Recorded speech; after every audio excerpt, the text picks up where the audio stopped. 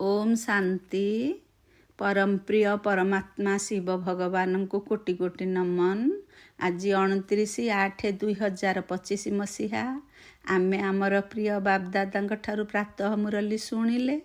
बाबा आज कहले जे विकार रूपी मायार पंझारू आमे केमती मुक्त हेबा, निजर सुरक्षा केमती आमे करि पारिबा। सेथिपाई बड़ उपाय हैला देह अभिमान रे रहिबानी, आमे देही अभिमानी हेबा। पुणी आमे सबू पुण्य आत्मा हेबा पाई मुख्य शिक्षा देले। आम तो वर्तमान पाप आत्मा हो जाइछे रावण दुनिया रे, केमिति पुण्य आत्मा हेबा। पुण्य आत्मा हेले ही स्वर्ग को आमे जाई परिबा बा सत्य युग को जाई परिबा। सेथिपाई बाबा दुईटी बाट बतेले, सर्वदा श्रीमत रे चलिबा, जोगर यात्रा रे केबे भी हेला करिबा नाही। आउ गोटे कथा है आम आत्म अभिमानी हेबार पूरा पूरा पुरुषार्थ करी काम महाशत्रु पर विजय प्राप्त करवा। पुण्य आत्मा हेले ही आम ये दुख धाम रु पार हो सुख धाम को जीवा। वर्तमान ही उपयुक्त समय, यही संगम युग। वर्तमान स्वयं परमपिता परमात्मा ज्ञानर सागर सीए आसीछंती, से आमको रास्ता देखौछंती। तेणु यही समय रे ही आम आत्मार परिवर्तन हेब, संसार परिवर्तन हेब, आत्मार परिवर्तन हेब, सुख दुनिया दुख दुनिया सुख दुनिया रे परिणत हेब। यही समय होची उपयुक्त समय। बाबा तो प्रतिदिन पिला माननको विभिन्न प्रश्न पचारुछंती, उत्तर शुणुछंती, पुणी निजर मतामत देउछंती, पाठ पढ़ौछंती। आज बाबा कहले शिव बाबा को आमे आत्मार रचयिता बोली कहिबा नाही, कहि परिबा नाही। आत्मा माने तो अनादि, बाबा मध्य अनादि। आत्मा अनादि, परमात्मा भी अनादि। बाबा किंतु एबे दुई जन बाबा हमको पालना देउछंती। शिव बाबा पालना देउछंती, पुणी ब्रह्मा बाबा पालना देउछंती। जी जो बाबा पालना दियंती, धरंतु आमर लौकिक पिता आमको पालना भी दौछंती। देहधारी पिता सीए जो पिता जानी भगवान को, से माने कौन कहती आम पिलाटी भी ब्राह्मण कूल को आसीगले भल हुंता, आम पिला माने भी पवित्र हेले पवित्र दुनिया को जाई पारंते। पुराना दुनिया रे मायार आकर्षण रे रही केते हैरान हेउछंती। तेणु ए बाट को आसंतु, सी भी आमर भल चिंता करुछंती। सेमते बाबा भी आमर बहुत भल चिंता करुछंती। कौन भल चिंता करुछंती? वर्तमान अविनाशी पिता भी आमर यही चिंता करुछंती जे केते सेंटर अच्छी, केउ पिला को केउठी की पठेइले से निरापद रे रहिबो। कारण आजिकाली दुनिया रे निरापद रे रहिबा बड़ मुस्किल कथा। कहीं ना केउठी हेले सुरक्षा नहीं। स्वर्ग रे सिना प्रत्येक सुरक्षित, किंतु एठारे मायार कबल रे छंदी होई जाउछंती। तेणु आत्मा मानकू बाबा एठारे शिक्षा देउछंती, सतर संग करी विकार रूपी माया ठारू दूरे रहिबा पाई। आमे एइठारे दुख धाम पार कले सुख धाम को जीवा। सेथि पाई बाबा केते बाट बतैछंती। वास्तव रे आमे एबे दुख धाम रे अछु, बहुत पाप करिछु बोली ए दुख अशांति भितरे घांटी होचे। किंतु पुण्य आत्मा हेबा बाबांकर कथा शुणी एबे तो आमको आउ दुख धाम रे आमे नाहू। काहेकि ना बाबा आसीछंती, बाबांग साथे रे रहिछु माने आमे संगम युग रे रहिछे, आमे कली युग रे नाही। किंतु एक कथा साधारण लोक बुझी पारंतिनी। आमे सब जानिछे बाबा आमर 84 जन्मर इतिहास भूगोल को जणै देइछंती। आम जीवनर पूरा कहानी आमे जानी देइछे। आमे बाबा को ही मने पकेले पूरा पुण्य आत्मा हेबा। अवहेला करुचे, स्मृति करी रखिबारे अवहेला करुचे, बाबांक सहित सबु बेले रही पारुने बोली माया आमको धोखा देउछि। तेणु बाबा कहउछंती श्रीमत पालन कले ही बाबांक स्मृतिर रहिले, काम महाशत्रु पर विजय प्राप्त कले आमे बाबांक ठारू सबु प्राप्त करि पारिबा, सुख शांति दुनिया को जीवा। बाबांकु तो समस्ते डाकुछंती, काहेकि ना सीए ही सुख शांति आनंद प्रेम संपत्तिर मालिक सीए, से ही आत्मा मानंकु देई पारंती। ପୂର୍ବରୁ ଆମେ ଦେହ ଅଭିମାନରେ ଥିଲେ, ଆମକୁ କିଛି ଜଣା ନଥିଲା। ଏବେ ବାବା ଆମକୁ ଆତ୍ମ ଅଭିମାନୀ କରାଇଛନ୍ତି। ମୁଁ ଗୋଟିଏ ଶରୀର ନୁହେଁ, ମୁଁ ଗୋଟିଏ ଆତ୍ମା। ଏଇ କଥା ବାବା ଆମକୁ ଶିଖେଇଲେ, ଆମେ ଜାଣିଲେ। ତେଣୁ ବର୍ତ୍ତମାନ ଆମେ ଆତ୍ମ ଅଭିମାନୀ ହୋଇଯାଇଛେ। ତେଣୁ ଆମେ ସବୁ ବାଟ ଜାଣିଗଲେ। ବାବା କହୁଛନ୍ତି ଯଦି କିଏ ନୂଆ ଆସିଲେ ତୁମେ ତାଙ୍କୁ ପ୍ରଥମେ ଲୌକିକ ପିତାଙ୍କର ପରିଚୟ ଦିଅ, ତାପରେ ଦ୍ୱିତୀୟରେ ପାରଲୌକିକ ପିତାଙ୍କର ପରିଚୟ ଦିଅ। ଲୌକିକ ପିତାଙ୍କୁ ତ ସେ ଜାଣିଛନ୍ତି, ପାରଲୌକିକ ପିତା ଆମକୁ କ'ଣ, କିଏ, କ'ଣ ଦେଇପାରିବେ, ସବୁ କଥା ଆମେ ତାଙ୍କୁ ଟିକନିକି ବୁଝେଇବା। ଅବିନାଶୀ ବାବାଙ୍କ ଠାରୁ ବା ପାରଲୌକିକ ପିତାଙ୍କ ଠାରୁ ଆମେ ସ୍ୱର୍ଗ ପ୍ରାପ୍ତ କରିପାରିବା, କିନ୍ତୁ ଲୌକିକ ପିତାଙ୍କ ଠାରୁ ଆମେ ନର୍କର ଭାଗ୍ୟ ପ୍ରାପ୍ତି କରୁ ବୋଲି ଏହାର ଅର୍ଥଟାକୁ ବୁଝେଇବା। ଲୌକିକ ପିତା ଆମକୁ କ'ଣ ସ୍ଥୂଳ ସମ୍ପତ୍ତି ଦେଇପାରିବେ, କିନ୍ତୁ ଲୌକିକ ପିତା ତ କେବେ ହେଲେ ଆମକୁ ସୁଖ, ଶାନ୍ତି, ଆନନ୍ଦ, ପ୍ରେମ, ଜ୍ଞାନ, ଗୁଣ, ଶକ୍ତି ଯାହା ଆତ୍ମାର ଦରକାର ସେ ଜିନିଷ ଦେଇପାରିବେନି। ଆତ୍ମା ହିଁ ସତ୍ୱପ୍ରଧାନ ହେଲେ ସତ୍ୟ ଯୁଗକୁ ଯିବ। ଲୌକିକ ପିତାଙ୍କର ଶକ୍ତି ନାହିଁ ଏସବୁ ଦେବା ପାଇଁ। ତେଣୁ ବାବା କହିଲେ ଯେ ତୁମେ ଏଇ କଥାଟାକୁ ଭଲ ଭାବରେ ବୁଝେଇ ଦିଅ। ପୁତ୍ର ସାବାଳକ ହେଲେ ସମ୍ପତ୍ତିର ହକଦାର ହୋଇଥାଏ। ଯେବେ ଜ୍ଞାନ ଆସିଥାଏ ପୁଣି ଧୀରେ ଧୀରେ ସେ ମାୟାର ଅଧୀନ ହୋଇଯାଏ। ସାବାଳକ ହେଲା ବେଳକୁ ସେ ମାୟାର ଅଧୀନ ହୋଇସାରିଥାଏ, କାରଣ ଇଏ ହେଉଛି ରାବଣ ରାଜ୍ୟର ନୀତି ପ୍ରଥା। କିନ୍ତୁ ଆମେ ଯେତେ ଯେତେ ଜ୍ଞାନରେ, ବାବାଙ୍କ ଜ୍ଞାନରେ ପ୍ରବୀଣ ହେବା, ଆମେ ବାବାଙ୍କର ସମ୍ପତ୍ତି ସେତେ ପାଇବାର ହକଦାର ହେବା। ଇଏ ଦି ପ୍ରକାରର କଥା। ଯଦି ଲୌକିକ ସଂସାରରେ ପୁତ୍ର ସାବାଳକ ହେଉଛି, ତାର ଏଇ ଲୌକିକ ଜ୍ଞାନରେ ସେ ଜାଣିପାରୁଛି, ଆସ୍ତେ ଆସ୍ତେ ସେ ମାୟା ପାଖକୁ ଯାଉଛି, ମାୟାର ଅଧୀନ ହେଇଯାଉଛି। କାରଣ ସେ ରାବଣ ରାଜ୍ୟରେ ଅଛି, ରାବଣ ନିୟମରେ ଚାଲିଲା। କିନ୍ତୁ ଆମେ ଯେତେବେଳେ ପୁରା ଭଗବାନଙ୍କୁ ଜାଣିଗଲେ, ଆମେ ତାଙ୍କ ସମ୍ପତ୍ତିର ହକଦାର ହେବା ଯେତେବେଳେ ତାଙ୍କ ଜ୍ଞାନରେ ଆମେ ବଳଶାଳୀ ହେବା। ବର୍ତ୍ତମାନ ଆମେ ଜାଣିଛେ ଯେ ଏଇ ଦୁନିଆ ବଦଳୁଛି, ପୁରୁଣା ଦୁନିଆର ବିନାଶ ହେବ। ଏଇ କଥାଟା କେବଳ ଗୀତାରେ ହିଁ ଏଇ ବିନାଶର ବର୍ଣ୍ଣନା ରହିଛି, ଆଉ କୌଣସି ଶାସ୍ତ୍ରରେ ମହାଭାରତ, ମହାଭାରୀ ଲଢ଼େଇର ବର୍ଣ୍ଣନା ନାହିଁ। ଇଏ ଗୀତା କ'ଣ? ଇଏ ଗୀତାର ସମୟ ହେଉଛି ଏଇ ପୁରୁଷୋତ୍ତମ ସଙ୍ଗମ ଯୁଗ, ଗୀତାର ଯୁଗ। ବର୍ତ୍ତମାନ ଆମେ ଯାହା ପୁରୁଷୋତ୍ତମ ସଙ୍ଗମ ଯୁଗ କହୁଛେ, ଇଏ ହେଉଛି ଗୀତାର ଯୁଗ। ଅର୍ଥାତ୍ ଆଦି ସନାତନ ଦେବୀ ଦେବତା ଧର୍ମର ସ୍ଥାପନା ହେବାର ସମୟ। ଗୀତା ହିଁ ହେଉଛି ଦେବୀ ଦେବତା ଧର୍ମର ଶାସ୍ତ୍ର। ଆଉ ଇଏ ହେଉଛି ଯେବେ ବି ନୂଆ ଦୁନିଆ ସ୍ଥାପନ ହେଉଛି, ମନୁଷ୍ୟକୁ ବଦଳିବାକୁ ପଡ଼ିବ, ମନୁଷ୍ୟ ହିଁ ଦେବତା ହେବେ। ନୂଆ ଦୁନିଆରେ ନିଶ୍ଚିତ ଦୈବୀ ଗୁଣଧାରୀ ମନୁଷ୍ୟ ଆବଶ୍ୟକ। ଏଇ କଥା ଗୁଡ଼ାକ ବାବା ବର୍ତ୍ତମାନ ପଢ଼ଉଛନ୍ତି। ସେମାନେ ଅନ୍ୟମାନେ ସାଧୁ ସନ୍ଥ କ'ଣ ଭାବିଛନ୍ତି? କଳ୍ପର ଆୟୁଷ ବହୁତ ଅଧିକ, ତେଣୁ ସେମାନେ ବିଶ୍ୱାସ କରିପାରୁନାହାନ୍ତି। ବାବା କହିଲେ ଶ୍ରୀକୃଷ୍ଣ କେବେ ହେଲେ ପିତା, ଶିକ୍ଷକ, ଗୁରୁ ହୋଇପାରିବେ ନାହିଁ। କେବଳ ସ୍ୱୟଂ ପରମପିତା ପରମାତ୍ମା ଶିବ ଭଗବାନ ସମସ୍ତ ଆତ୍ମାଙ୍କର ପିତା, ଶିକ୍ଷକ, ଗୁରୁ। ସେ ଆମକୁ ସମ୍ପତ୍ତି ଦେଉଛନ୍ତି, ଆମକୁ ପାଠ ପଢ଼େଇ ସତ୍ୟ ଯୁଗକୁ ନେବା ପାଇଁ ରାସ୍ତା ବତାଉଛନ୍ତି, ପୁଣି ସଦ୍ଗୁରୁ ହେଇ ତାଙ୍କ ସାଥିରେ ନେଇ ମୁକ୍ତି, ଜୀବନ ମୁକ୍ତି ଦେବେ। କିନ୍ତୁ ଶ୍ରୀକୃଷ୍ଣ ଶିକ୍ଷକ ଯଦି ହେଇଥାନ୍ତେ, ତେବେ ସେ ଶିଖିଲେ କେଉଁଠାରୁ? ସେ ତ ଜ୍ଞାନର ସାଗର, ତାଙ୍କୁ କେବେ ହେଲେ ଆମେ କହିପାରିବା ନାହିଁ। ଶ୍ରୀକୃଷ୍ଣ ଆମ ପରି ଜଣେ ଦେହଧାରୀ, ସେ କେମିତି ସମସ୍ତଙ୍କୁ ସବୁ କଥା ଦେଇପାରିବେ, ସଦ୍ଗତି ଦେଇପାରିବେ, ସମ୍ପତ୍ତି ଦେଇପାରିବେ? ସେ କଥା ଭୁଲ। ଏବେ ଆମେ ସନ୍ତାନମାନେ ଦୁନିଆରେ ଯେତେ ନାମୀ ଗ୍ରାମୀ ବ୍ୟକ୍ତି ଅଛନ୍ତି ସେମାନଙ୍କୁ ଏକଥା ବୁଝେଇବା। କେମିତି ବୁଝେଇବା?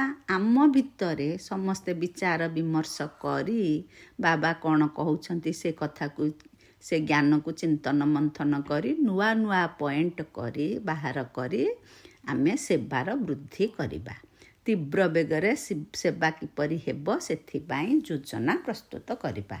ବ୍ରହ୍ମାକୁମାରୀମାନଙ୍କ ପାଇଁ କେତେ ଲୋକ ଗଣ୍ଡଗୋଳ କରୁଥିଲେ, ମାନେ ଏମାନଙ୍କର ସଂସ୍ଥା ଏମିତି, ଝିଅମାନଙ୍କୁ ବାହା କରୁନାହାନ୍ତି, ବାପା ମା ବି ବହୁତ ଲଜ୍ଜିତ ରହୁଥିଲେ ସଂସାରରେ। କିନ୍ତୁ ବର୍ତ୍ତମାନ ପ୍ରାୟ ସମସ୍ତେ ବୁଝିଗଲେଣି ଏମାନେ ହେଉଛନ୍ତି ସଚ୍ଚା, ବାକି ଦୁନିଆ ହେଲା ମିଥ୍ୟା। ସେଥିପାଇଁ ସତ୍ୟର ନୌକାକୁ ଦୋହଲିବାକୁ ପଡ଼େ। କଥାରେ ଅଛି ନା, ସତ୍ୟର ନୌକା ହଲିବ ପଛକେ ବୁଡ଼ିବନି।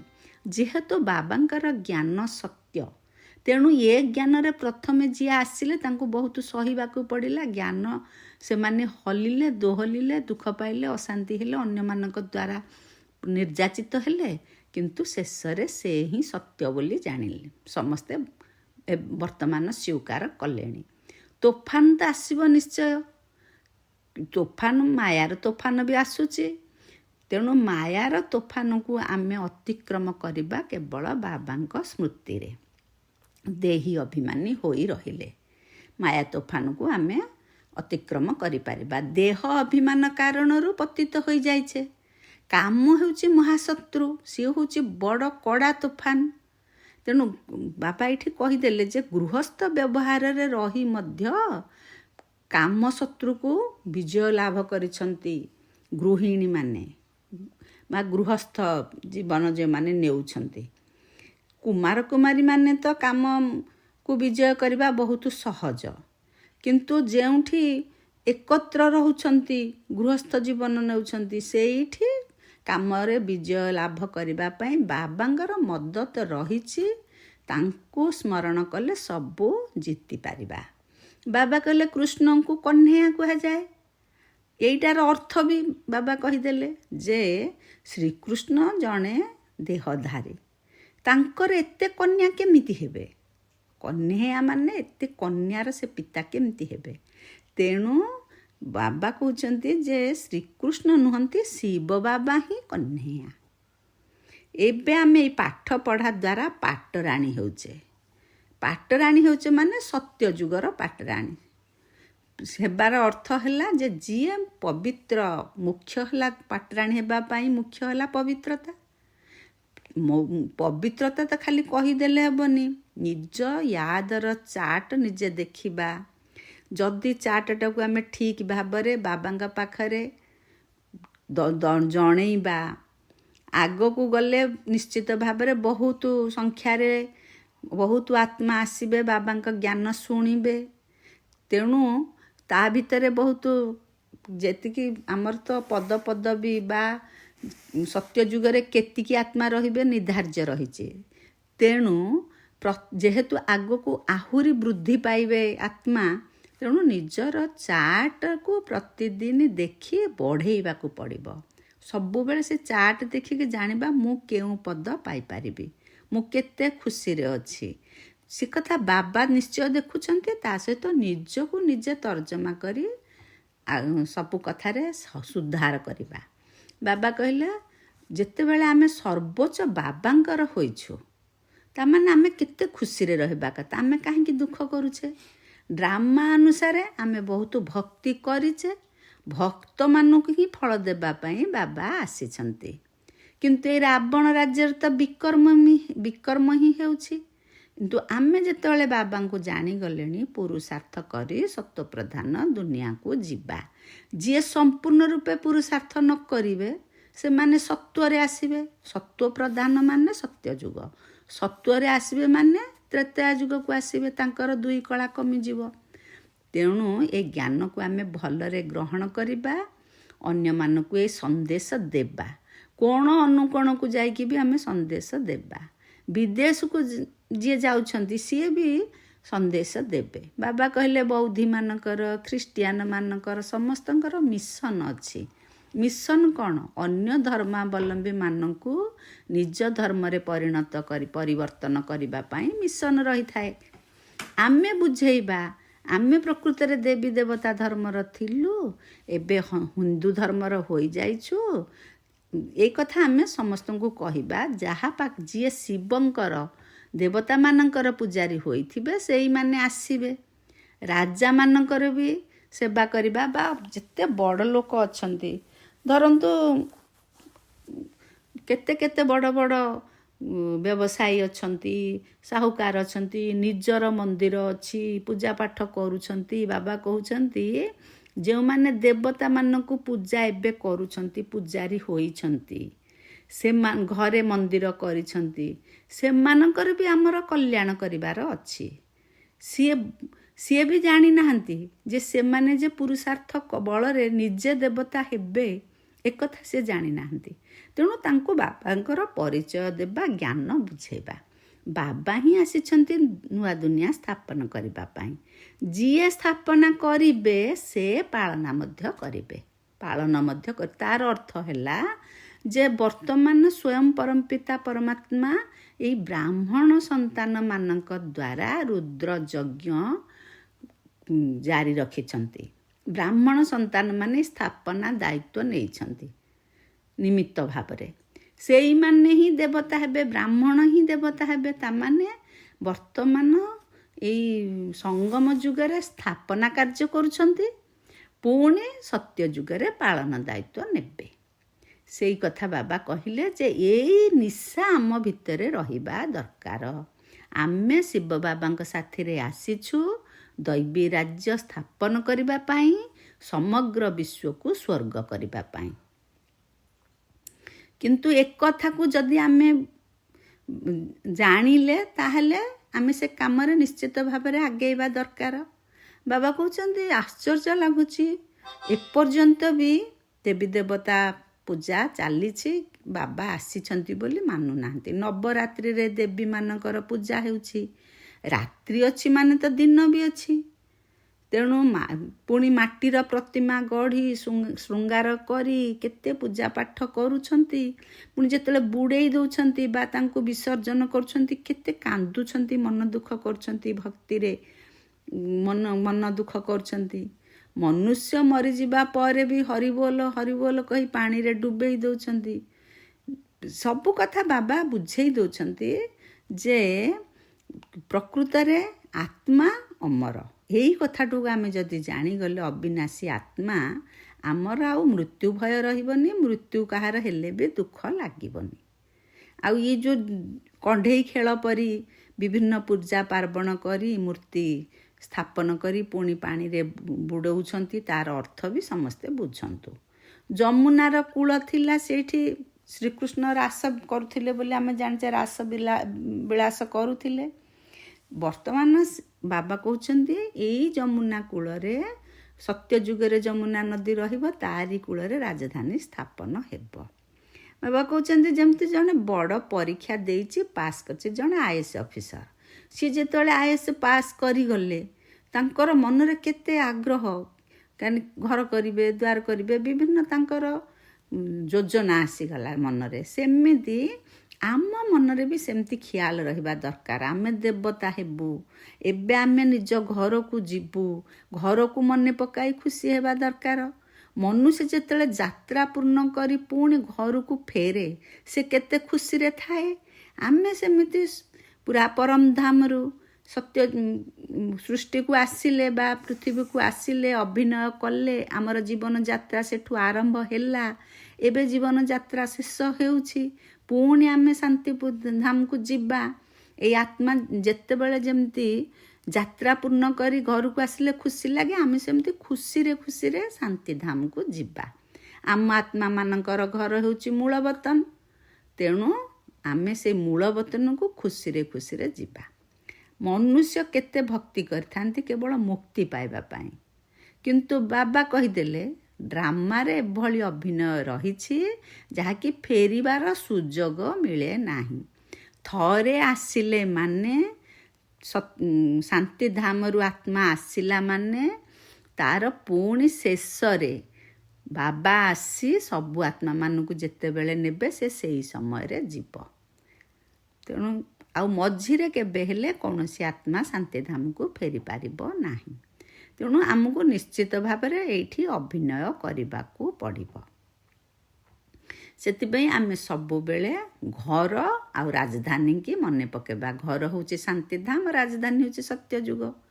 ଏଠାରେ ଯଦି ଆମେ କିଏ କଳକାରଖାନାର ମାଲିକ, ବହୁତ ବଡ଼ ବଡ଼ ଲୋକ ଅଛନ୍ତି, ତାଙ୍କୁ ଯଦି ଏଇ କଥା କହିବା, ଅନେକ ଆତ୍ମା ଯେଉଁମାନେ ପ୍ରକୃତରେ ଭକ୍ତ ଆତ୍ମା, ସେ ତ ନିଶ୍ଚୟ ଥରକରେ ବଦଳିଯିବେ। ନହେଲେ ବହୁତ ସମୟ ସେମାନେ ଘଡ଼ି ଘଡ଼ି ତାଙ୍କର ଧନ୍ଦା ମନେ ପଡ଼ିବ, ସେ ଆଉ ଏଇ ପଟକୁ ମୁଣ୍ଡ ଦେଇପାରିବେ ନାହିଁ। ତେଣୁ ବାବା କହୁଛନ୍ତି ସବୁଠାରୁ ସହଜ ହେଲା ମାତାମାନଙ୍କୁ। କାହିଁକିନା ମାତାମାନେ ପ୍ରାୟତଃ ତାଙ୍କର କାମ କମ୍ ଥାଏ, ଦାୟିତ୍ୱ କମ୍ ଥାଏ। ତେଣୁ ସିଏ ଯାହା କଲେ ବି ବାବାଙ୍କୁ ସାଥିରେ ରଖିକି ସବୁବେଳେ ଚଳିପାରିବେ। କନ୍ୟାମାନଙ୍କ ବି ସହଜ। କିନ୍ତୁ ଯେଉଁମାନେ ଧନ୍ଦା କରୁଛନ୍ତି, ଦାମୀ ବଡ଼ ଲୋକ, ବହୁତ ଆଡ଼କୁ ତାଙ୍କର ମନ ଯାଇଛି, ସେମାନେ ସହଜରେ ବାବାଙ୍କ କଥା ମାନୁନାହାନ୍ତି ନା ବୁଝୁନାହାନ୍ତି। ସେଥିପାଇଁ ବାବା କହୁଛନ୍ତି ମୁଁ ହେଉଛି ଦୀନବନ୍ଧୁ। କାଲି କହିଥିଲେ ସେ ଯେତେ ଗରିବ, ଅସହାୟ, ଅସୁବିଧାରେ ଯେଉଁମାନେ ଅଛନ୍ତି ସେଇମାନେ ବାବାଙ୍କୁ ଠିକ୍ ଭଲ ଭାବରେ ସାଙ୍ଗେ ସାଙ୍ଗେ ସମର୍ପଣ ହେଇଯାଉଛନ୍ତି। ବାବା କହୁଛନ୍ତି ଜୀଇଁ ଥାଉ ଥାଉ ମରିବାକୁ ହେବ, ସମଗ୍ର ବିଶ୍ୱକୁ ଭୁଲିବାକୁ ହେବ। ତାମାନେ କେମିତି ହେବ? ଆମେ ନିଜକୁ ଆତ୍ମା ଭାବି ବଞ୍ଚି ରହି ମରିବା ଶିବ ବାବାଙ୍କର ହେଉଛେ। ଯେତେବେଳେ ନିଜକୁ ଆତ୍ମା ଭାବି ଆମେ ଶିବ ବାବାଙ୍କର ହେଉଛେ, ଏହାକୁ ହିଁ ବଞ୍ଚି ରହି ମରିବା କୁହାଯାଉଛି। ଦେହ ସହିତ ଦେହର ସବୁ ସମ୍ବନ୍ଧ ଛାଡ଼ି ନିଜକୁ ଆତ୍ମା ଭାବି ଶିବ ବାବାଙ୍କର ହେବା। ତା ଅର୍ଥ ଆମେ ଜୀଇଁ ଥାଉ ଥାଉ ମରିଲେ ଶିବ ବାବାଙ୍କୁ ହିଁ ୟାଦ କରିବା। କଲେ କ'ଣ ହେବ? ଆମର ପାପର ବୋଝ ମୁଣ୍ଡ ଉପରେ ବହୁତ ଅଛି। ତେଣୁ ବର୍ତ୍ତମାନ ମୁଁ ଜୀବଦଶାରେ ମରି ଶିବ ବାବାଙ୍କର ହୋଇଛି, ଏଇ ସ୍ମୃତି ଆମ ମନରେ ରହୁ। ଆମ ମନରେ ଏଇ ସ୍ମୃତି ରହିଲେ ଆମେ ବିକାରମୁକ୍ତ ହେଇପାରିବା। ଆମେ ଅଶରୀରୀ ହୋଇ ଆସିଥିଲେ, ପୁଣି ଅଶରୀରୀ ହୋଇ ଯିବା। ଅଶରୀରୀ ହୋଇ ଆସିଥିଲେ ମାନେ ଆତ୍ମା ଶାନ୍ତିଧାମରୁ ଯେତେବେଳେ ଆସିଲା, ତାର କ'ଣ ଶରୀର ଥିଲା କି? ସିଏ ଏଇ ସ୍ଥୂଳ ଦୁନିଆରେ ହିଁ ଶରୀର ଗ୍ରହଣ କଲା। 5 ତତ୍ତ୍ୱରୁ ଶରୀର ନିର୍ମାଣ ଏଠି ଗ୍ରହଣ କଲା। କିନ୍ତୁ ପୁଣି ଯେତେବେଳେ ଯାଉଛି ଶେଷରେ ବିନାଶ ସମୟରେ ବାବାଙ୍କ ସହିତ ମଶା ମାଛି ପରି ସମସ୍ତେ ଯିବେ ବାବା କହୁଛନ୍ତି, ସେତେବେଳେ ବି ଏଇ ଶରୀର ଏଇଠି ପଡ଼ି ରହିବ, ଆତ୍ମା ବାବାଙ୍କ ସାଥିରେ ଯିବ। ତେଣୁ ଆମେ ଅଶରୀରୀ ହୋଇ ଆସିଥିଲେ, ଅଶରୀରୀ ହୋଇକି ଯାଉଛେ। ବାବାଙ୍କର ହୋଇଛୁ ତ ବାବାଙ୍କ ବ୍ୟତୀତ ଅନ୍ୟ କାହାକୁ ଆମେ ମନେ ପକାଇବା ନାହିଁ। ଏହିଭଳି ସ୍ଥିତି ଶୀଘ୍ର ହୋଇଗଲେ ଲଢ଼େଇ ବି ଶୀଘ୍ର ଲାଗିବ। ବାବା କହୁଛନ୍ତି କର୍ମାତୀତ ସ୍ଥିତି ଆସିଲେ, ସତ୍ୟଯୁଗୀ ଆତ୍ମା ସବୁ ପ୍ରିପେୟାର ହୋଇଗଲେ, ତାପରେ ଯାଇ ବିନାଶ ହେବ। ମାନେ ଗୋଟେ ନାଟକ ଚାଲିଛି, ଯବନିକା ପଡ଼ିଲେ ତ ପୁଣି ଖୋଲିବ ନା। ଯବନିକା ପଡ଼ିବା ବେଳକୁ ଯେମିତି ସବୁ ନାଟ୍ୟକାର ବା ଯେତେ ସବୁ ଆର୍ଟିଷ୍ଟ ସବୁ ପ୍ରିପେୟାର ହେଇଯାଇଥିବା ଦରକାର, ରଙ୍ଗ ବୋଳି ନିଜକୁ ଡ୍ରାମାରେ ଭାଗ ନେଲା ପରି ପରିସ୍ଥିତି ହେଇଥିବା ଦରକାର। ନହେଲେ ଇଏ ଯବନିକା ଖୋଲିଲା ବେଳକୁ ସେପଟେ କଳାକାର ପ୍ରସ୍ତୁତ ନଥିବେ, ହେବ କି? ସେଇଭଳି କଥା। ଆମେ ସବୁ କଳାକାର ଯେତେବେଳେ ସତ୍ୟଯୁଗରେ ଦୈବୀ ଯୁଗକୁ ଦେବତା ଗୁଣ ଧାରଣ କଲେ ତ ଯିବ ନା। ତେଣୁ ପ୍ରଥମେ ବାବା କହୁଛନ୍ତି ତମେ ଯେତେ ଶୀଘ୍ର ବଦଳିଯିବ, କର୍ମାତୀତ ଅବସ୍ଥା ଆସିଯିବ, ସେତେ ଶୀଘ୍ର ଲଢ଼େଇ ଲାଗିବ, ସେତେ ଶୀଘ୍ର ବିନାଶ କାମ ଆରମ୍ଭ ହେଇଯିବ। ବର୍ତ୍ତମାନ ଏଇଟା ହେଉଛି ଆମର ଅନ୍ତିମ ଜନ୍ମ। ଆମେ ସତ୍ୱପ୍ରଧାନ ଥିଲେ, ଆମ ପରି ଆଉ କିଏ ନଥିଲେ, ଆମେ ସାହୁକାର ଥିଲେ। ଯଦିଓ ଏଇ ସମୟରେ ପଇସା ଅଛି, କିନ୍ତୁ ସେମାନେ ସେ ପଇସାର ମୂଲ୍ୟ କଉଡ଼ି ତୁଲ୍ୟ। କାହିଁକି ନା ଇଏ ସୁଖ ଅଳ୍ପ କାଳ ପାଇଁ। ବାବା ସବୁବେଳେ ବୁଝଉଛନ୍ତି ଅତୀତରେ ଦାନ ଧର୍ମ ପୁଣ୍ୟ ଯିଏ କରିଛନ୍ତି ତାଙ୍କ ପାଖରେ ଏବେ ପଇସା ଅଛି, ବ୍ୟବସାୟ ଅଛି, ଭଲ ଧନ ସମ୍ପତ୍ତି ରହିଛି। କିନ୍ତୁ ଇଏ ଧନ ସମ୍ପତ୍ତି ତାଙ୍କୁ ସଦାକାଳ ସୁଖ ଦେଇପାରୁନାହିଁ, ଅଧିକ ଦୁଃଖ ପଡ଼ୁଛି। ଆମର କଥା ଅଛି ନା, ବଡ଼ ଘର ବଡ଼ ଗୁମର କଥା। ତେଣୁ କାହାର କେଉଁ ପ୍ରକାର ଦୁଃଖ ସେ ନିଜେ ହିଁ ଜାଣିଛି। ବାବା କହୁଛନ୍ତି କେହି କେହି ସାଧାରଣ ଗରିବ ଲୋକ ହିଁ ସମର୍ପିତ ହେବେ, ସାହୁକାର ସହଜରେ ସମର୍ପିତ ହେବେ ନାହିଁ। କାରଣ ତାଙ୍କର ସବୁବେଳେ ମନ ରହିଲା ପୁଅ ନାତିଙ୍କ ପାଇଁ ରୋଜଗାର କରିକି ରଖିବେ। ଭାବନ୍ତି ଆମର କୂଳ ସୁଖରେ ଚାଲୁଥାଉ। ପୁଣି ସେମାନେ କ'ଣ କରିବେ? ପୁଅ ନାତି ପାଇଁ ରୋଜଗାର କରିକି ରଖିଲେ, ତାଙ୍କ ଘରେ ଯିଏ ଜନ୍ମ ନେବେ ସିଏ ବି ପୂର୍ବଜନ୍ମରେ ବହୁତ ପୁଣ୍ୟ କରିଥିବେ, ସିଏ ଆସି ଏଇଠି ଭୋଗ କରିବେ। ତେଣୁ ଜଣେ ସମ୍ପତ୍ତିବାନ ହେଲେ ବା ଏଇ ସାଂସାରିକ ସ୍ଥୂଳ ଧନରେ ଧନୀ ହେଲେ ଯେ ସେ ସ୍ୱାସ୍ଥ୍ୟବାନ ରହିବ, ସେ କଥା ତ ନାହିଁ। କିନ୍ତୁ ସତ୍ୟ ଯୁଗରେ ସବୁଥିରେ ଭରପୁର। ତେଣୁ ପ୍ରତି ପାଦରେ ଯେହେତୁ ଏଠାରେ ଅନେକ ପ୍ରକାର ଦୁଃଖ ମିଳୁଛି, ଆମେ ବାବାଙ୍କୁ ଡାକି ଏଇ ଦୁଃଖ ଦୁନିଆରୁ ପାର ହୋଇ କେମିତି ସୁଖ ଦୁନିଆକୁ ଯିବା, ସେଥିପାଇଁ ବାବାଙ୍କ ଜ୍ଞାନରେ ଆମେ ପ୍ରବୀଣ ହେବା। ବାବାଙ୍କୁ ସ୍ମୃତିରେ ସବୁବେଳେ ରଖିବା। ବାବା ସମଗ୍ର ବିଶ୍ୱର ଦୁଃଖ ଦୂର କରିବାକୁ ଆସିଛନ୍ତି, କିନ୍ତୁ ଆମେ ଏତିକି ବୁଝିବା ଦରକାର। ଦୁଃଖ ତ ଦିନକୁ ଦିନ ବଢ଼ି ବଢ଼ି ଚାଲିଛି, ତମ ପ୍ରଧାନ ହେଇ ହେଇ ଚାଲିଛନ୍ତି। ଏବେ ଆମେ ସଙ୍ଗମ ଯୁଗରେ ବସିଛୁ। ସଙ୍ଗମ ଯୁଗରେ ପୁରୁଷୋତ୍ତମ ଯୁଗରେ ପୁରୁଷୋତ୍ତମ ହେବୁ। ଭଗବାନ ପଢ଼ଉଛନ୍ତି ବିଶ୍ୱର ମାଲିକ କରିବା ପାଇଁ। ଭଗବାନଙ୍କର ପିଲାମାନେ ପାଠପଢ଼ା ଆଧାରରେ ଭଗବାନ ଭଗବତୀ ହେବେ। ଭଗବାନ ତ ହେଉଛନ୍ତି ସୁଖଦାତା, ତାହେଲେ ଏଠାରେ ପୁଣି ଦୁଃଖ କାହିଁକି ମିଳୁଛି? ସିଏ ଗୋଟେ ପ୍ରଶ୍ନ। ଭଗବାନଙ୍କର ସନ୍ତାନ ପୁଣି ଦୁଃଖରେ କାହିଁକି ଅଛନ୍ତି? ଭଗବାନ ତ ଦୁଃଖ ହର୍ତ୍ତା ସୁଖ କର୍ତ୍ତା ଅଟନ୍ତି। ତେଣୁ ନିଶ୍ଚିତ ଦୁଃଖ ବେଳେ ହିଁ ବାବା ଆସୁଛନ୍ତି। ତେଣୁ ଗାୟନ ରହିଛି, ବାବା ଦୁଃଖ ବେଳରେ ଆସୁଛନ୍ତି, ରାଜଯୋଗ ଶିଖଉଛନ୍ତି। ରାଜଯୋଗ ଶିଖି ଆମେ ପୁରୁଷାର୍ଥ କରୁଛେ, ତାପରେ ଯାଇ ଆମର ପୁଣି ଆତ୍ମାର ଉନ୍ନତି ହେଉଛି ବା ଆତ୍ମା ସିଡ଼ି ଚଢ଼ୁଛି। ବିନାଶ ଏବେ ଆମ ସମ୍ମୁଖରେ ଛିଡ଼ା ହୋଇଛି। ଆମେ ସମସ୍ତେ ନିଜକୁ ସଙ୍ଗମ ଯୁଗେ ବ୍ରାହ୍ମଣ ଚୁଟି ବୋଲି ଭାବିବା। ପ୍ରଜାପିତା ବ୍ରହ୍ମା ଅଛନ୍ତି ମାନେ ନିଶ୍ଚିତ ବ୍ରାହ୍ମଣ ରହିବା ଦରକାର। ବର୍ତ୍ତମାନ ପ୍ରଜାପିତା ବ୍ରହ୍ମା ହିଁ ନିମିତ୍ତ ହୋଇଛନ୍ତି ଏଇ ସୃଷ୍ଟି ପରିବର୍ତ୍ତନ କରିବାରେ ବା ସତ୍ୟଯୁଗ ସ୍ଥାପନ କରିବାରେ। ତେଣୁ ମୁଖ୍ୟ କଥା ହେଲା ଆମେ ବାବାଙ୍କୁ ମନେ ପକାଇବା। ଯଦି ମନେ ନ ପକାଇବା, ତାମାନେ ଆମର ବହୁତ ବିଘ୍ନ ଆସିବ। ନିଜର ଚାର୍ଟ ଦେଖିବା, ବାବାଙ୍କୁ ସବୁବେଳେ ୟାଦ କରିବା। ଖୁସିର ପାରା କେତେ ଚଢ଼ୁଛି ବା ଆନ୍ତରିକ ଖୁସି ହେଉଛି, ତାକୁ ଏବେ ଅନୁଭବ କରିବା। ବାଗବାନ ମାନେ ଏ ବଗିଚାର ଯିଏ ମାଲିକ ବା ସୃଷ୍ଟିର ମାଲିକ, ପତିତ ପାବନଙ୍କର ସାଥୀ ବର୍ତ୍ତମାନ ଶିବ ବାବା ଆସିଛନ୍ତି। ଆମେ ବ୍ରହ୍ମା ବାବାଙ୍କ ଦ୍ୱାରା ଶିବ ବାବାଙ୍କୁ ଚିହ୍ନିଲେ ବର୍ତ୍ତମାନ ଦୁଇ ବାବାଙ୍କର କଥାକୁ ଆମେ ନିଶ୍ଚିତ ଭାବରେ ମାନିବା, ପାଳିବା। ବାବା ସେଥିପାଇଁ କହିଲେ, ତୁମେ ଆଜି ଏଇସବୁ କଥା ଧାରଣ କର। କ'ଣ? ନିଜ ଘର ଏବଂ ରାଜଧାନୀକୁ ମନେ ପକାଇ ଅପାର ଖୁସିରେ ରହିବା। ସର୍ବଦା ଏଇ କଥା ମନରେ ରଖିବା। ଏବେ ଆମର ଯାତ୍ରା ଶେଷ ହୋଇଛି, ଆମେ ନିଜ ଘରକୁ ଯାଉଛୁ, ପୁଣି ରାଜଧାନୀକୁ ଆସିବୁ। ଆମେ ବ୍ରହ୍ମାଙ୍କ ଦ୍ୱାରା ଶିବ ବାବାଙ୍କ ସହିତ ହାତ ମିଳାଉଛୁ। ସେହି ବାଗବାନ ଅର୍ଥାତ୍ ବଗିଚାର ମାଲିକ ଆମକୁ ପତିତରୁ ପାବନ କରୁଛନ୍ତି। ଆମେ ଏହି ପାଠପଢ଼ା ଦ୍ୱାରା ସ୍ୱର୍ଗର ପାଟରାଣୀ ହେଉଛୁ। ଏହି ଭାଗ୍ୟର ଆନ୍ତରିକ ଖୁସିରେ ଆମେ ରହିବା। ବରଦାନ ବି ବାବା ଆଜି ଦେଲେ, 3 ପ୍ରକାରର ବିଜୟର ପଦକ ପ୍ରାପ୍ତ କରି ଆମେ ସଦା ବିଜୟୀ ଆତ୍ମା ହେବା। କ'ଣ 3 ପ୍ରକାରର ପଦକ? ବିଜୟମାଳାରେ ନମ୍ବର ପ୍ରାପ୍ତ କରିବା ପାଇଁ ପ୍ରଥମେ ସ୍ୱ ଉପରେ ବିଜୟୀ, ତାପରେ ସମସ୍ତଙ୍କ ଉପରେ ବିଜୟୀ, ତାପରେ ପ୍ରକୃତି ଉପରେ ବିଜୟୀ। এই 3 ପ୍ରକାରର ବିଜୟର ପଦକ ଯିଏ ପ୍ରାପ୍ତ କରିବ, ସେ ବିଜୟମାଳାର ଦାନା ହେବ।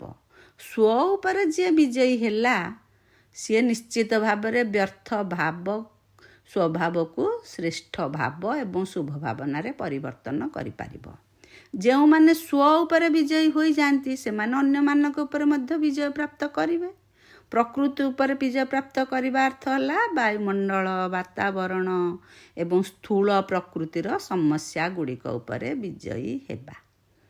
ତାମାନେ 3 ପ୍ରକାରର ବିଜୟ ଜଣେ ପୁରୁଷାର୍ଥୀ ଆତ୍ମା ନିଶ୍ଚିତ ଭାବରେ ହୋଇପାରିବ। ବାବା କେବଳ ବାବାଙ୍କୁ ଶ୍ରୀମତରେ ଚାଲିବା, ବାବାଙ୍କୁ ସ୍ମୃତିରେ ରଖିବା, କାମ ବିକାର ଉପରେ ବିଜୟ ପ୍ରାପ୍ତ କରିବା। ସ୍ଲୋଗାନରେ ବାବା ସେଥିପାଇଁ କହିଲେ, ନିଜର କର୍ମ ଇନ୍ଦ୍ରିୟମାନଙ୍କ ଉପରେ ସମ୍ପୂର୍ଣ୍ଣ ରାଜ୍ୟ କରିବା ବାଲା ହିଁ ସଚ୍ଚା ରାଜଯୋଗୀ ହୁଅନ୍ତି। ନିଜର କର୍ମ ଇନ୍ଦ୍ରିୟମାନଙ୍କ ଉପରେ ସମ୍ପୂର୍ଣ୍ଣ ରାଜ୍ୟ। ଆତ୍ମା ଅଣ୍ଡରରେ ଇନ୍ଦ୍ରିୟ ରହିବେ। ଇନ୍ଦ୍ରିୟ ଅଣ୍ଡରକୁ ଆତ୍ମା ଚାଲିଗଲା ମାନେ ରାବଣ ରାଜ୍ୟ ଆସିଗଲା, ମନ ରାବଣ ହେଇଗଲା। ତେଣୁ ସବୁବେଳେ କର୍ମ ଇନ୍ଦ୍ରିୟମାନଙ୍କ ଉପରେ ଆତ୍ମା ରାଜା ହୋଇ ରହିବ, ତାହେଲେ ସେ ସଚ୍ଚା ଯୋଗୀ ଅଟେ। ଓମ୍ ଶାନ୍ତି ଓମ୍ ଶାନ୍ତି ଓମ୍ ଶାନ୍ତି।